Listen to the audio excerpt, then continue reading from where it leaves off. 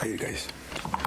First, let me apologize, but I am going to change a little something. I'm going to try on these quick turnarounds to try to get me the night before, because this is insanity what I'm trying to do here. It's not football where I have a week. It's not your fault. It's my fault, and it's not because we're losing or we lost. And it just,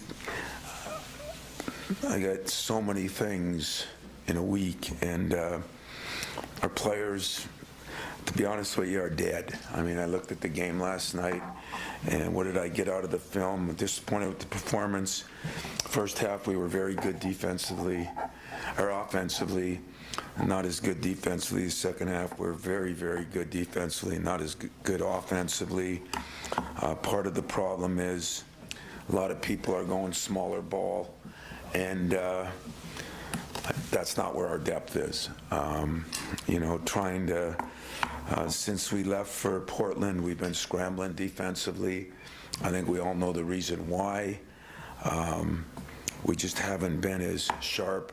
We've had nothing with our break since then because of personnel and the fact that we're trying to play like a Pierre, which is playing 18 minutes a game. Now he's playing 30-some minutes a game.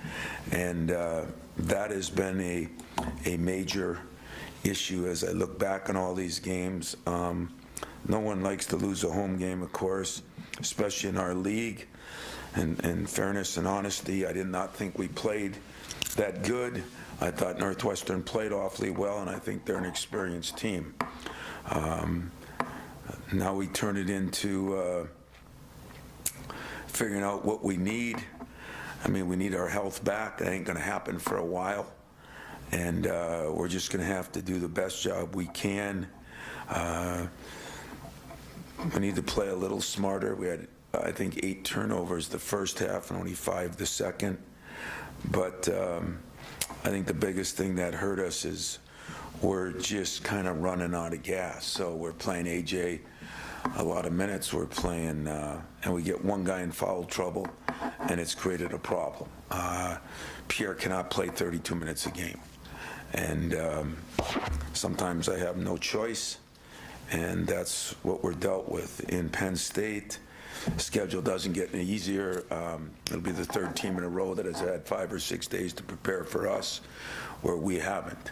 So you put all those things together, and it's been more challenging than even I would hope for. This is a hard-nosed, experienced team. They have 5 fifth-year guys on this team that play. 5. Unbelievable. 3 of their top scorers are fifth-year guys, led by Pickett, who is averaging 16 and 7. They'll sometimes go 5 smalls.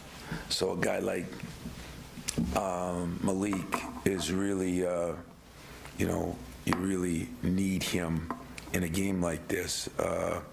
Lundy has been a tough guard forward cover at 6'6". He can play 4, he can play 3, he can play 2. This is a very good three-point shooting team. They led the Big Ten in three-point shots made, and they're getting over 12 a game that they're making. Most teams are 7 or 8. So that is their bread and butter. They do not have a great post presence. So we're going to have to find a way to do a little better job subbing. It helps to have Jaden back, at what level he's back, and his fatigue factor. I think you saw with your own eyes last night. It's not going to be great for a while. So we're going to have to do a little better job of the 3-minute sessions. When you do that, you don't get in the flow of the game either. So those are our issues that we have to deal with, and yet it wouldn't have taken any monumental effort to find a way to win that game last night, which we didn't do, and that is still disappointing. So I'll take questions.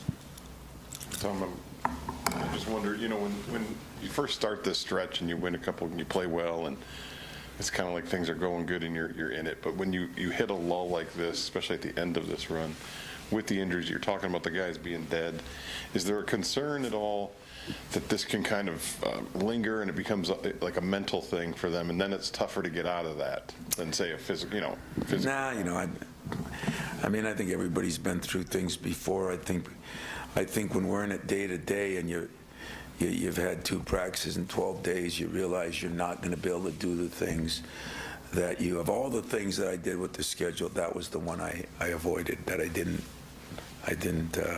look at, and then all of a sudden we're trying to get Pierre ready. We're trying to get Marty to do different things. We're trying to get a couple of our freshmen to play, and even to the fact where if we play, like if we play Trey and AJ together, AJ's never played a second at the 2. And so now all of a sudden some things got screwed up last night when we did that. And so, I mean, there are things that they should happen. You shouldn't be in this position. And we were with 2 key guys. I don't think it was that we were low to start with. We were playing real good basketball, really good offensively, really good defensively. And we fought through it out there. We actually did a hell of a job even against Alabama. But then I think the number of minutes started adding up, and we struggled as we got back, and I think you saw it at Notre Dame. It was a complete letdown of just fatigue in our guys. And you say, well, that's the schedule. No, it wouldn't have been the schedule if it wouldn't have been the guys we lost. Then we'd have been able to put everybody together and kind of give guys, I said I think we played Pierre 38 minutes one game, 36 minutes. I mean, it's just not possible to happen right now. And so that's nobody's real fault, just kind of the cards you're dealt. But you add the schedule, the travel, and the lack of prep days. That might have been one thing that I did not kind of be aware of.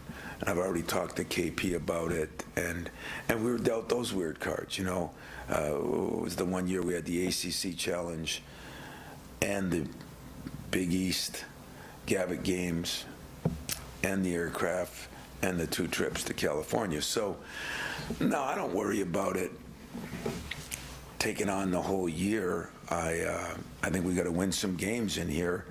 And, we're about to play, from the 11th? What's the date today? 5th. So we play on the 7th. So 11th to the 7th, what is that, 28 days? We'll have played 9 games in those 28 days plus traveling. And then from the 7th to January 4th, we'll play 4 games in 26 days. And, that's how screwed up this whole thing is. Part of it is playing the Big Ten games early. Part of it is everybody wants to play in these events, meaning the 3-game events, which we're going to relook at that too. Not having control of our schedule. When you try to make a schedule up, and it sounds like a big excuse, but really I don't give a damn. I'm just telling you the truth. When you try to make one up and you've got 3 days scheduled for the Big Ten ACC Challenge, you have to leave open Monday, Tuesday, Wednesday. Well, if you play on Monday, then you could have scheduled some other games later on. If you think you're going to play on Wednesday and you really don't know, then you can't schedule games earlier, so then you end up with games in between. You do that with the Gavitt games, and you give them a couple days, and you've just got all these problems, That's why I love football, I mean, if you go crazy, absolutely insanity, you might play Friday night instead of Saturday. And but you know what your weeks are like, and ours this time were really tough, compounded with the travel, compounded with the injuries. We're reeling a little bit right now, but no, because I know this is a better team than I thought once we get just normal practice time would have helped a lot in this last day. And, you know, we went to Notre Dame. They're sitting there for 5 days, played a home game, sitting there 5 days. We had Northwestern. They're sitting there for 5 days, 6 days.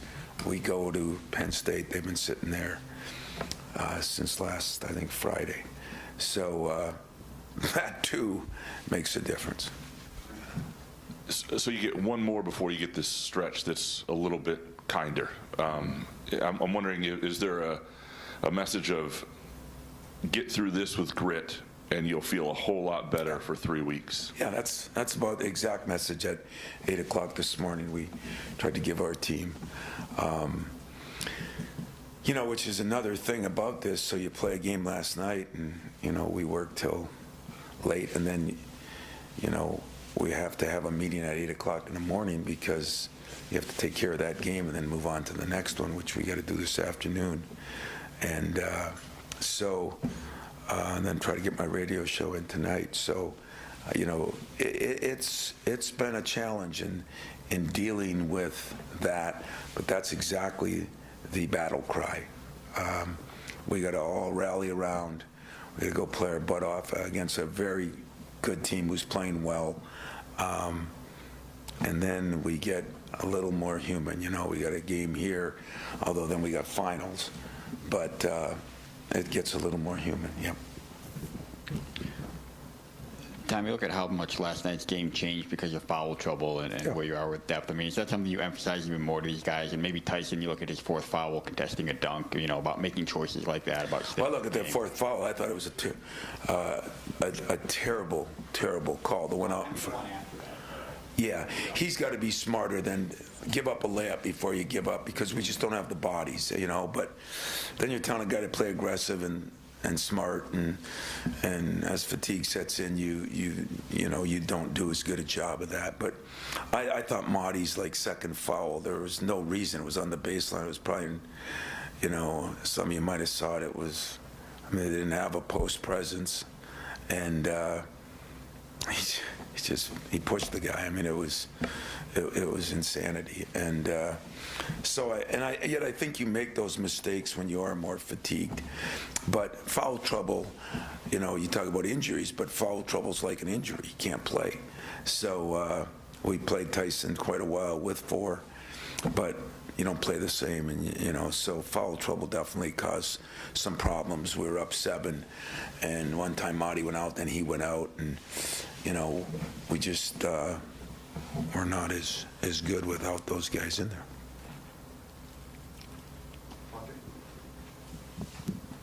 You just referenced the battle cry and what that is, but how do you get guys to embrace the grind of it all, or who have you seen embracing this stretch out of your players? Have you seen anyone?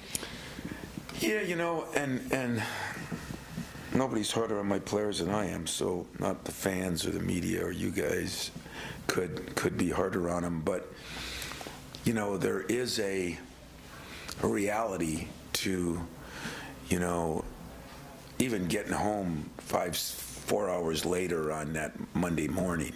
I mean, there's a reality to everything that you can embrace what you want, but sooner or later, you know, if you work 20-hour days, sooner or later, there's a drop-off. And so in fairness to them, you know, you try not to do as much in practice to make up for it, but then you aren't practicing. It's a catch-22. And as I said, if you don't have the injuries, and you say, well, you always plan for injuries, but you know, it's a different story. And in a lot of ways, I think we were playing great defensively before that. 1 or 2 guys that you miss can cause a big difference defensively. I mean, I look at 11-man football team, and when Snow and Henderson went out, I think that team changed. When Henderson came back, I think that team was much, much better. Just one guy, and that's what 11.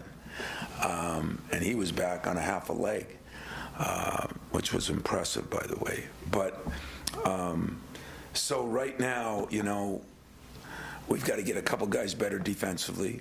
We've got to get a couple guys even in better shape And we got some guys, I mean, it's going to be harder. I mean, we never thought Pierre would play 30-some minutes a game. Jaden, you had 9 weeks off, then you practiced 2, then you had 2 more weeks off.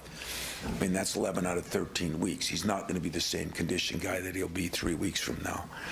And that's the only way I can look at it, So, not feeling sorry for myself. There's still no excuse why we didn't play good enough to win that game last night. I'm not sure our best team ever would have beat Notre Dame on that night. And so I'm still cool with, am I a game off? Am I this or that? Yeah, and I don't look at it like this is going to run through the season this way. I really not.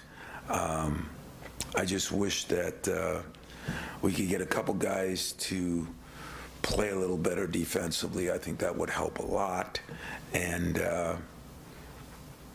we get some practice time in. How is Jaden today?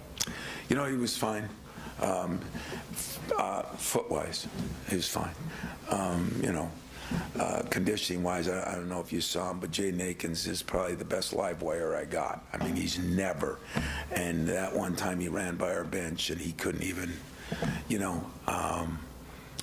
and I thought he sucked it up better than I thought he might have, because we had to play him one stretch kind of long, because that's when Tyson got into foul trouble, and, we had some things to deal with. But physically, foot-wise, thank God he's great. Physically, conditioning-wise, he's a work in progress. Tom, I'm just wondering, when you see Penn State, how much do you see or notice signs that what Micah's doing, his program is sort of becoming his own? I love what Micah's done. I think he's a great guy and a very good coach. But you are sitting there with, he's got Dredd coming off the bench, who started there a lot of years. He's got, I think you look at the list, it says 50-year guy started 120 games, 50-year guy started 118 games, 50-year guy started, and then 50-year guy coming off the bench. I mean, it's amazing. For the most part, other than Sessoms, he's kept everybody there.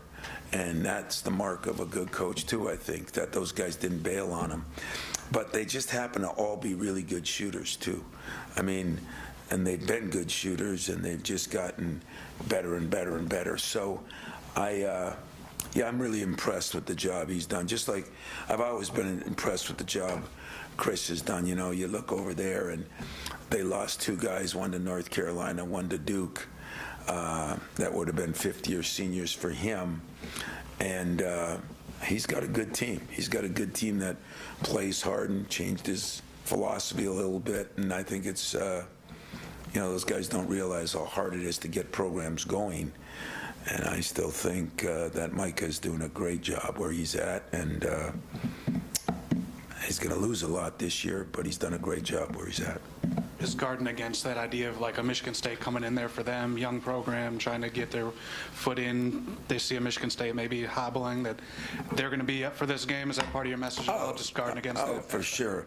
I don't know if guys realize that as much as they used to in the good old days. I think nowadays we're a more selfish society and selfish group of people. I don't think anybody looks at, like one of the battle cries, they beat us here last year. I'm not sure that matters as much to kids anywhere, football, basketball, anywhere, which is sad. But anytime Michigan State comes in there, we're still a named program, and I'm sure that that is their way to try to make their program. And he's done a good job with that. Don't have many big games in December, but you use the term reeling. How big is this game in terms of your team's confidence? I don't look at it that way, win, lose, or draw. I mean, I think we got to find ways to win games, but confidence, there's a reality to it. I mean, players know what we got every day. Our players know what we're going through every day. Our players know how they feel. So the outside doesn't understand it, just like Jim Boeheim's probably a lot smarter than me, because at the end of the day, does anybody know who we played, or does it really matter? It's as one of my former assistants says, there's a left column and there's a right column, and that's all that really matters. You know, if you play bad and you win, it's better than if you do anything else. And so I'm not worried about a team reeling. If anything else, I think this solidifies that when you are struggling a little bit, all the little things you have to do even better. So I think it does the opposite. I think it makes you refocus in on all the little things that are important, both as a coaching staff and as players. And we all got to get together on that. But you know, we've played in enough big games. We've played well enough in big games. We've won some big games. I think we know where this team could be. I also think we saw what can happen if we don't play at a level that we need to play at. And I think if Nebraska beating Creighton at their place badly last night doesn't show that, just what I said in that first press conference over here, it's going to be a wild year, because there's going to be a lot of this and that, and it's happening everywhere. And at least there's some reasons for ours that we've got to get fixed. Getting Jaden back will help, but it ain't going to help against high-level teams. You know, if you had like some teams where you've got a break, and maybe we'll get one a little bit more, where we can ease them into it a little bit more, that would help. So just so you know, we don't have many days like this, but if we did, I'm going to do that. You're always welcome to call me. You all got my cell phone. I'll try to do the best I can, but trying to get you players and trying to get you this and that when, you know, the day was get home at the wee hours, get up, and for the early meetings, have that, have practice, have a radio show, have them coming back for meetings tonight. There's not a lot of time, and yet I know you got a job, and I'll always be very aware of that and try to get you what I can get you. But I need to take care of my business. So I did this because you deserve it and I owed it. And yet if we have this again, I told Mex, I don't want Mex to be the bearer of bad news. Let's try to work it out where maybe the night before he can handle it, yeah. You know, maybe we do something even with our players, as bad as that is, or definitely with me up here. And it's not as bad for me as it is for the player. I can just run down here and spend 20 minutes or a half hour. But as you can imagine, we're trying to get through a lot of stuff today, prepare for another team that we're leaving tomorrow. And that's where I think it's been. It went from having a pretty veteran team. I mean, the starters, AJ, Tyson, they were there last year. Jaden was going to move in. He was there, didn't play a ton, but he played 15 minutes a game. And then, you know, where our weakness was Marty, and I think he's come on. And then all of a sudden, we take a Marty and a Pierre, and they got to be focal points because we lose some guys. Joey was the other guy that was back. We went from a veteran team to a kind of a inexperienced team would be a better word. And that's where you need the practice time. And that's where I guess you want to criticize me, not them for that. It has not been, you know, today I said, why aren't we doing this better? Oh, we haven't been able to practice. Why aren't we doing this better? Why aren't we running our lanes better? Why aren't we? And it's so hard in this job because you don't want to make excuses, but nobody's played a schedule like this with the travel and the injuries. And I said I made it where the mistake I made was the days in between and the way it got all crunched in. It's been a little more difficult on the players, so the players shouldn't take blame for that. The coach should, and I will. And so yes, they're tired. Yes, they're not performing at the rate they should or could or had been, but I'll take the blame for that, and we'll get better. But I'm not worried about losing the team. I'm not worried about the carryover down the road. I look at it just the opposite. They know where they have been. They know where they are. They know where they need to get back to. that's going to take not just the injury part. That's going to take the practice part. That's going to take getting back on track that way and doing the things that produce winning basketball. Thanks.